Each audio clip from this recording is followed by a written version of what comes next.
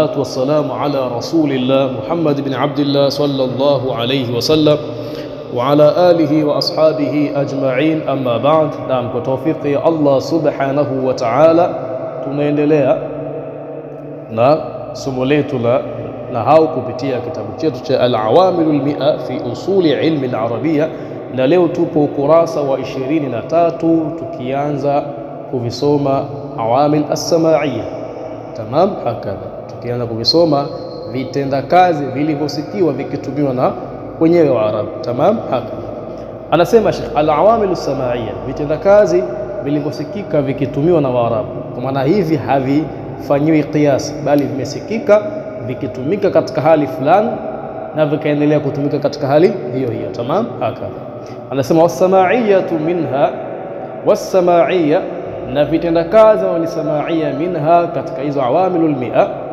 Tamam, minha katika hizo awamilul mi'a tatanawwa'u, vinagawanyika ala 13 naw'an, katika aina 13 ya vitendakazi. Ala 13 naw'an, katika aina ya vitendakazi 13. Tamam, hakadha akasema an-naw' al-awwal.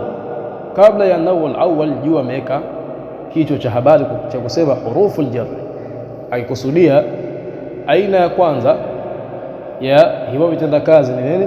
Ni huruful jar. Tamam, hakadha akasemaje?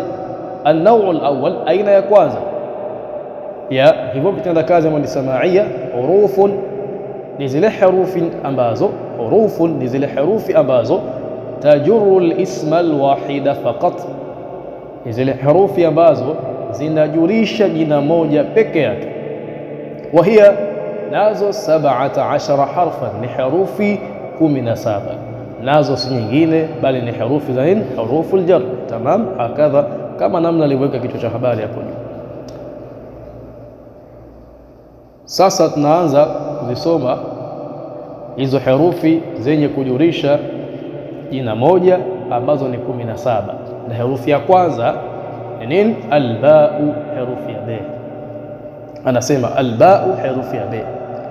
Ahaduha, herufi ya kwanza katika hizo herufi 17, alba'u ni herufi ya be, min hurufi aljarri, ambayo ni katika herufi za jarri.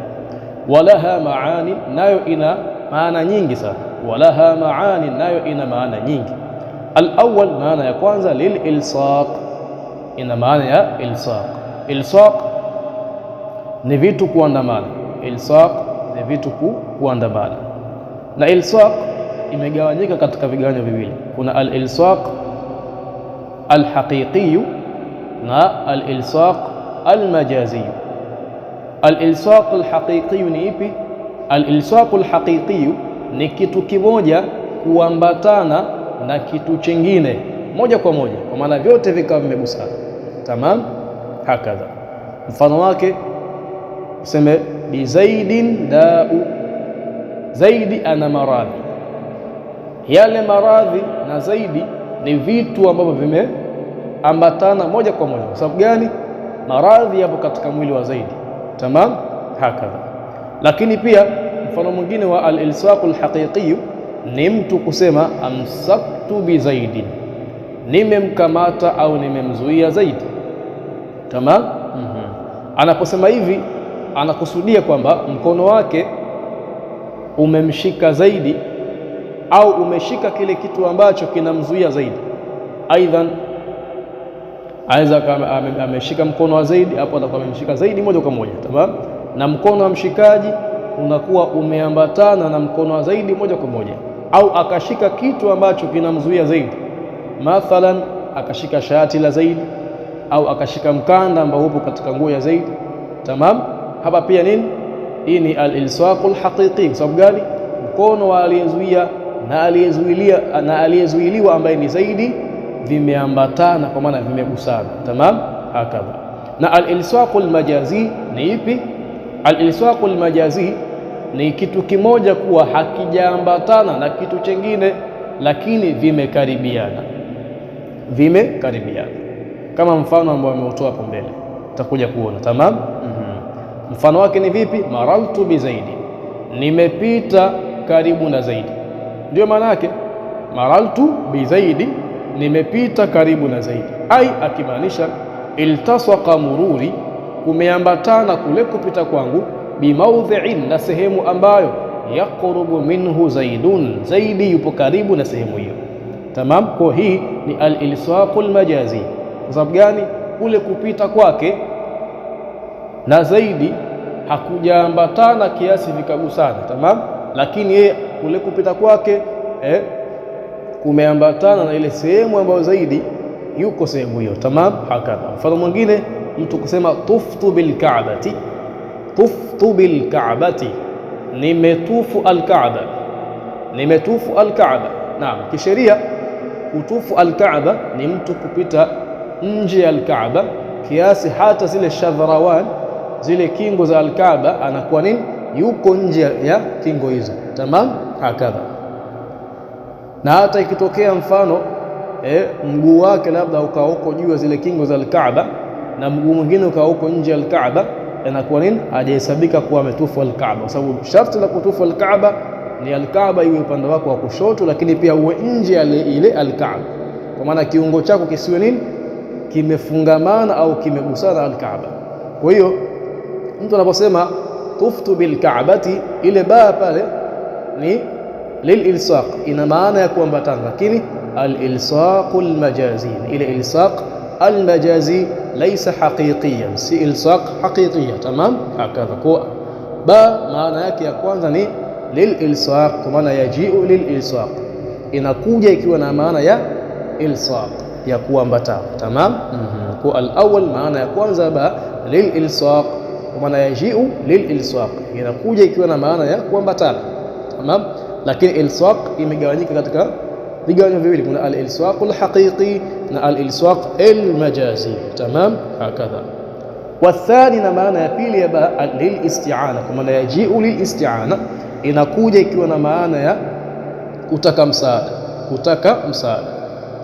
Nahu, mfano kusema katabtu bil qalam, ai akimaanisha ista'antu fil kitabati bil qalam, nimepata msaada, ista'antu, nimepata msaada fil kitabati, katika kuandika kwangu, bil qalam, kwa kupitia qalam.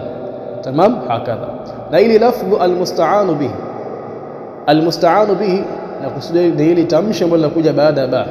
Mfano wake katika jumla katabtu bil qalam, almusta'anu bihi ni nani? Alqalam. Tamam. Bao lilisti'ana, almusta'anu bihi ni alqalam. Ili tamshi la almusta'anu bihi huja likawa ni chombo, kwa maana ala au kitu chingine, sio lazima ije kuwa ni ala. Sasa sababu ni ala inakuwa ni kama vile imezoeleka zaidi. Mfano kama hapa katumia mfano wa ala, al-lafdhul musta'an imekuja kuwa ni ala, katabtu bil qalam. Lakini pia mwingine atasemaje? Dhabahtu bis-sikin, nimechinja kwa kupitia nini? Kisu. Tamam. Hakadha. Lakini sasa ailazimu ile tamshi la al-musta'anu bihi liwe ni ismul ala. Sasa iwe ni jina la nini? Yani ailazimu kwamba iwe ni chombo, sawa sawa, ailazimu kwa nini liwe ni chombo. Ili tamshi la almusta'anu bihi alilazimu kuwa liwe ni chombo. Tamam. Inaweza kuwa ni chombo au kitu kingine, kama ilivyokuja katika bismillahir rahmanir rahim, kwa maana abtadi'u kadha, naanza kitu fulani, bismillahir rahmanir rahim, kwa kupata msaada wa jina la Mwenyezi Mungu mwingi wa rehma na mwenye kurehemu. Tamam. Hakadha. Kwa hiyo ili al-lafdhul musta'an huja likawa ni ala au lisiwe ni ala. Tamam. Hakadha.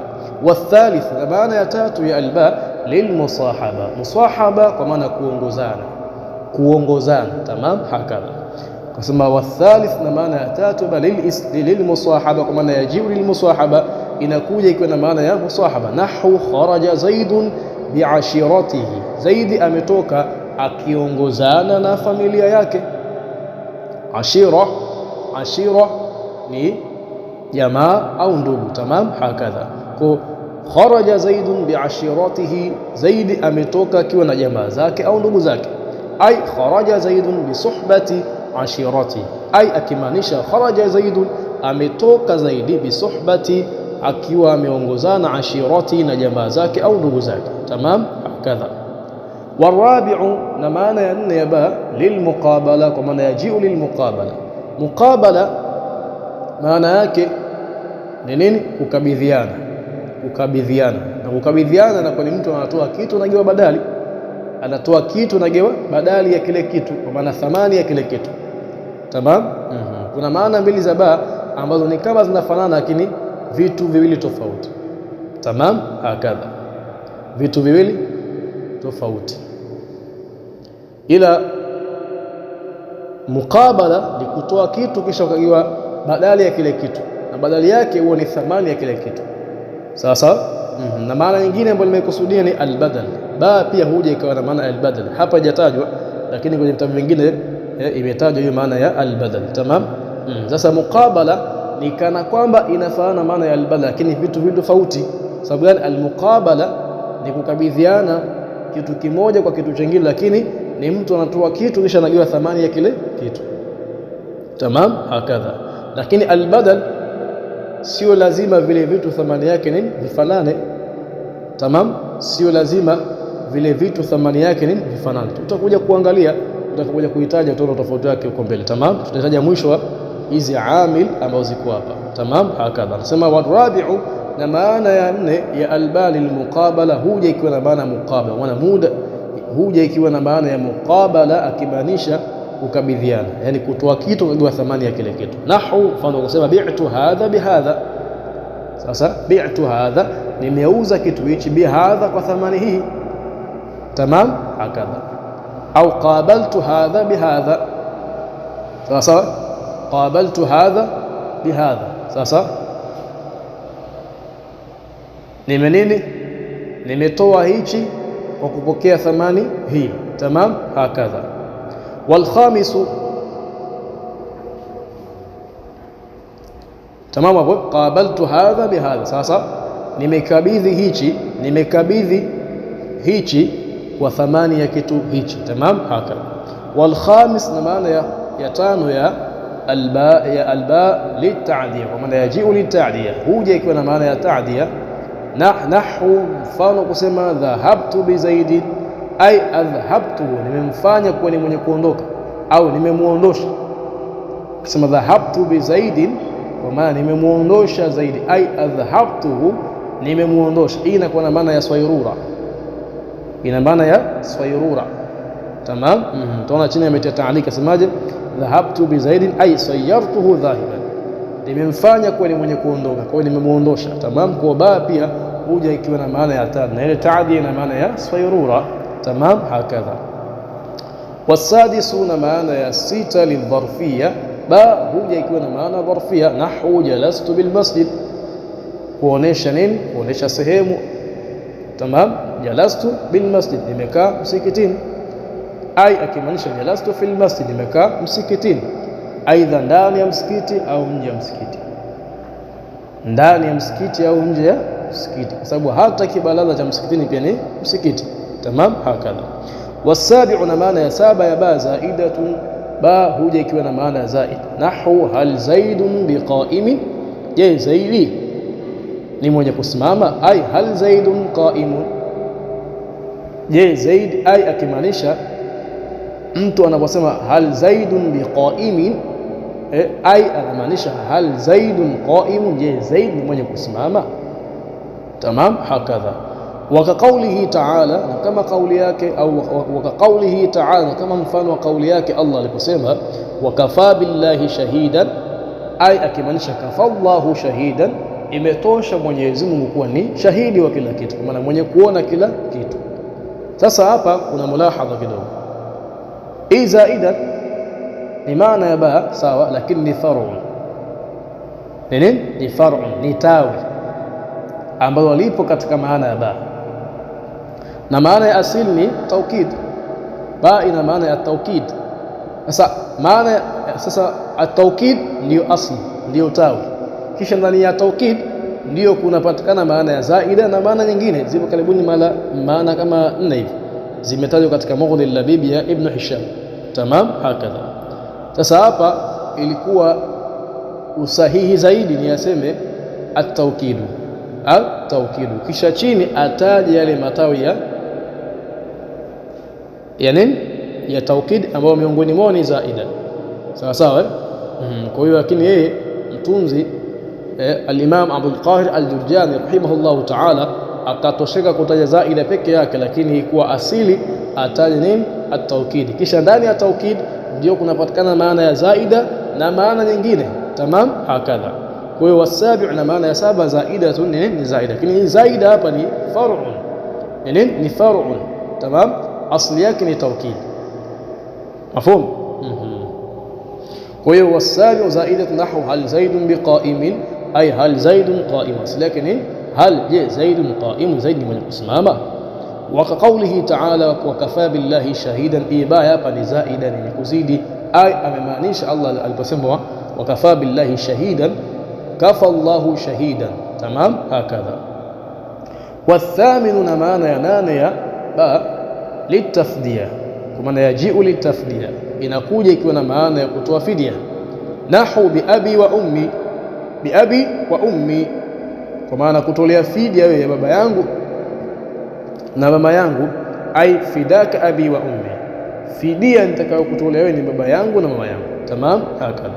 Kwa hiyo tumesoma maana 8 za herufi ya ba, lakini kama nilivyoambia kwamba herufi ya ba ina maana nyingine ambazo mtunzi hajazitaja. Tamam, ambazo mtunzi hajazitaja, kwenye vitabu vingine utavikuta, lakini pia katika kitabu chake al-Imam Abdul Qahir al-Jurjani yeye pia ameitaja aina ya ba ambayo kwenye vitabu vingine haijatajwa, nayo ni hii athamin. Hii maana ya 8 ya ba hii kwenye vitabu vingine pia haikutajwa, hii atafdia, maana kwamba ba inakuja ikiwa na maana ya kutoa fidia. Tamam, hii kwenye vitabu vingine haijatajwa, hata kwenye kitabu cha Mughni al-Labib cha Ibn Hisham pia hakutaja. Tamam, lakini pia kwenye kitabu cha Al-Muradi pia vile vile hakutaja. Sawa sawa. Kwa hiyo yeye pia amepwekeka katika nini, kutaja hichi kutaja hii maana ya 8 ya ba ambayo ni at-tafliya. Tamam, hakadha. Kwa baada ya kumaliza hizi tuangalie maana nyingine. Maana nyingine ya ba ambayo itakuwa ni maana ya 9 inakuja kwa maana ya al-badal. Maana ya al-badal, nimesema badal ni kama inafanana al-muqabala, lakini vitu vile tofauti.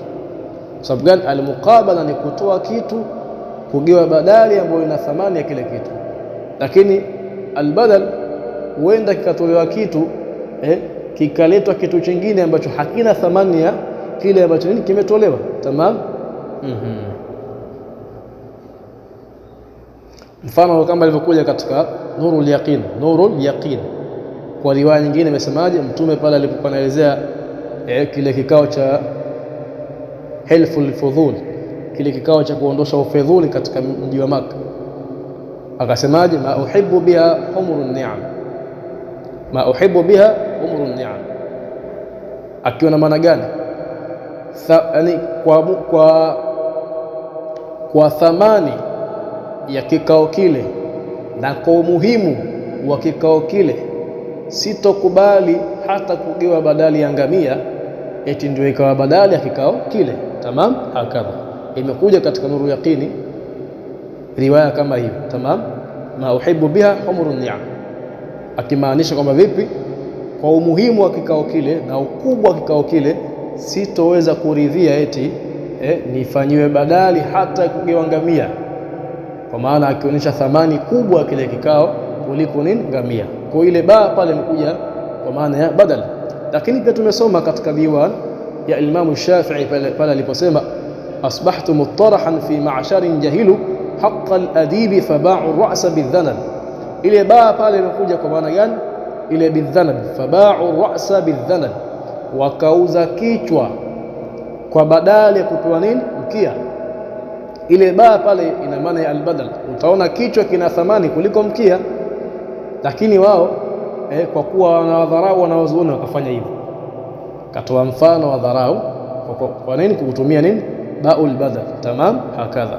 Kwa hiyo maana nyingine ambayo ni maana ya 9 ya ba ni al-badal, na badal inatofautiana na al-muqabala kama namna tulivyoeleza. Maana ya 10 as-sababiyya, sawa, kwa maana yajiu lisababiyati, Maana nyingine ya 10 ni asbabia. Mfano wake namna kama ilivyokuja ndani ya Qur'an, anasema Allah subhanahu wa ta'ala, fakullan akhadhna bidhanbihi. Kwenye suratu Al-Ankabut aya ya 40 imekuja fakullan akhadhna bidhanbihi. Allah anasema kwamba na kila fakullan, basi kila mmoja, tamam, hakadha fakullan, basi kila mmoja, akhadhna, tulimwangamiza, bidhambihi, kwa dhambi yake. Ile ba imekuja kwa maana ya sababia, kwa maana bisababi dhambihi, kwa sababu ya dhambi aliyoifanya, tamam, hakadha. Lakini pia ikaja kwenye suratul Baqara aya 54, Allah anasemaje? innakum dhalamtum anfusakum biittikhadhikumul ijla. Ile ba ilikuja kwenye biittikhadhikum ni asbabia, akiwa na maana innakum dhalamtum anfusakum, hakika nyinyi mmedhulumu nafsi zenu, biittikhadhikumul ijla, kwa sababu ya kutengeneza kwenu sanamu la ndama wa kondoo, sanamu la ndama wa ng'ombe, tamam. Al-ijla ni ndama wa ng'ombe, tamam, hakadha. Kwa biittikhadhikumul ijla, kwa sababu ya kutengeneza kwenu sanamu la ndama wa ng'ombe, ile ba kuja kwa ni asbabia, tamam, hakadha. Lakini maana ya 11 ya ba al-qasam. Nini al-qasam? Al-qasam, mfano wake mtu akisema uqsim billah la af'alanna kadha, uqsim billah la af'alanna kadha, au wabillahi, akasema tu wabillahi, ile ba iliyoingia pale ina maana ya qasam, ina maana ya qasam, tamam, hakadha. Maana 12 at-tab'id, kuonesha nini? Kuonesha ubaadhi. Kuonesha nini? Ubaadhi. Ubaadhi maana kuonesha kuto kuenea kitu kizima, sawa, bali ni kuchukua sehemu ya kitu kizima, sawa, ndiyo at-tab'id. At-tab'id kwa maana kugawa, sio inakuja ikiwa na maana ya kugawa na si maana ya kuenea kitu kizima, tamam, hakadha. Mfano wake mtu aseme sharibtu bima'in nahri, sharibtu bima'in nahri, nimekunywa sehemu ya maji ya mto. Sharibtu bima'in nahri, nimekunywa sehemu ya maji ya mto. Ile ba pale ina maana ya at-tab'id, haimaanishi kwamba amekunywa maji yote ya mto, hapana, bali amekunywa nini? Pengine kikombe kimoja cha maji ya mto au vikombe viwili vya maji ya mto. Na kama ilivyokuja ndani ya Qur'an katika suratul Dahri, Allah subhanahu wa ta'ala anasema aina yashrabu biha ibadullah. Ile biha pale kwa maana bibaadhi maiha, aina chemchemu ambayo yashrabu biha, watakunya baadhi ya maji ya chemchemu hiyo, ibadullah, wale waja wa Mwenyezi Mungu, waja wa Mwenyezi Mungu. Lakini pia ikaja pia katika ndani ya Qur'an, wamsahu biruusikum, wamsahu biruusikum, na vipanguseni vichwa vyenu. Hii baya hapa al-Imam Shafi'i rahimahullahu ta'ala, yeye ameizingatia kwa maana ya at-tab'id, lakini upande wa Imam Malik yeye alizingatia kwa maana baya ta'diya. Kwa ikawa vipi sasa? Angalia hizi harufi zinapokuja pia kuchukua nafasi kubwa, zinaingia mpaka upande wa hukumu, tamam, mpaka upande wa hukumu pia zina athari mpaka katika upande wa hukumu. Al-Imam Shafi'i katika wamsahu biruusikum, yeye amezingatia ba kwa maana ya tab'id. Kwa hiyo akahukumu vipi mtu anapofikia kupangusa maji katika kichwa chake pindi anapotawadha, basi hata akipangusa sehemu tu ya kichwa chake ameshatekeleza wajibu wa nini? Kupangusa kichwa, hana ulazima kupangusa kichwa chote. Lakini al-Imam Malik rahimahullahu ta'ala, yeye akazingatia ile ba ni ya at-ta'diya, na akahukumu vipi katika madhhabu yake? Madhhabu ya Imam Maliki kwenye kupangusa kichwa ni wajibu mtu apanguse kichwa chote, apanguse kichwa chote. Kwa hiyo utaona umuhimu wa hizi herufi, zina athari mpaka ndani ya hukumu, tamam, hakadha. Kwa hiyo pale wamsahu biruusikum, upande wa Imam Shafi'i rahimahullahu ta'ala, yeye amezingatia kwamba ina maana ya nini? ya at-tab'id, maana wamsahu bi ba'dhi ru'usikum, na panguseni baadhi ya sehemu za vichwa vyenu. Imam Shafi'i ameelewa hivi na amehukumu hivi, lakini al-Imam Malik yeye amehukumu ba kwa maana ya ta'diya, na akahukumu kwamba vipi mtu akipangusa kichwa katika madhhabu yake apanguse kichwa chote. Tamam, hakadha. Hiyo ni maana ya 12. Maana ya 13 ya alba alghaya. Alghaya kuonesha nini? Upeo wa kitu. Tamam, alghaya kuonesha nini? Upeo au ukomo wa kinapokomea kitu. Tamam, ukomo wa kinapokomea kitu. Mfano wake mtu kusema qad ahsana bi, qad ahsana bi, akimaanisha qad ahsana ilayya. Alghaya kwa maana ba yati au yaji bi maana ila. Alghaya tunaposema ma tunaposema ba ina maana ya ghaya, tunakusudia kwamba yati au yaji bi maana ila, inakuja kwa maana ya ila. Kwa mtu anaposema qad ahsana bi, qad ahsana bi anakusudia qad ahsana ilayya, amenitendea wema mimi tu. Sasa hakadha, kwa qad ahsana bi ile bi inakuja pale na maana ya ilayya, na ila kwa maana ya alghaya. Tamam, hakadha. Kwa maana ya 13 ya bani alghaya, mfano wake qad ahsana bi bimaana qad ahsana ilayya. Maana ya 14 na ya mwisho ambayo tumeona tuitaje sasa ni al-isti'la. Al-isti'la, sawa. Al-isti'la ba inakuja kwa maana ya ala. Unaposikia al-isti'la kwa maana ya ala, inakuja ikiwa na maana ya herufi ya ala, sawa sawa. Mfano wake imekuja ndani ya Qur'an, wa minhum, na miongoni mwao, man in ta'amanhu biqintari, pale Allah alipokuwa akiwaelezea Mayahudi.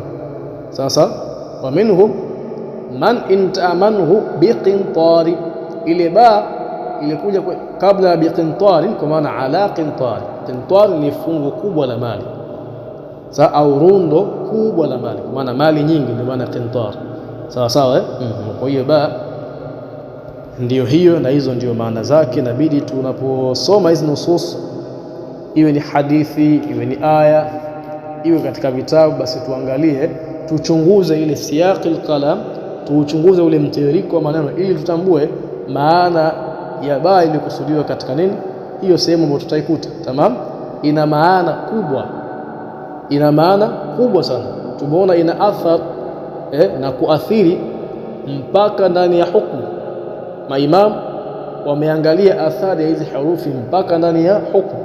Kwa kuna umuhimu mkubwa sana wa kujua hizi maana zake na kuzitabikisha, kwa maana kuzifanyia kazi na kuzichunguza, kiasi tunaposoma tufahamu kwamba ba hii hapa ina maana hii na ba hii hapa ina maana hii. Wa ila huna intahi. Al-kamalu lillah wal ismatu lil anbiya wan naqsu lana wa hadha. Assalamu alaykum wa rahmatullahi wa barakatuh wal afwa minkum.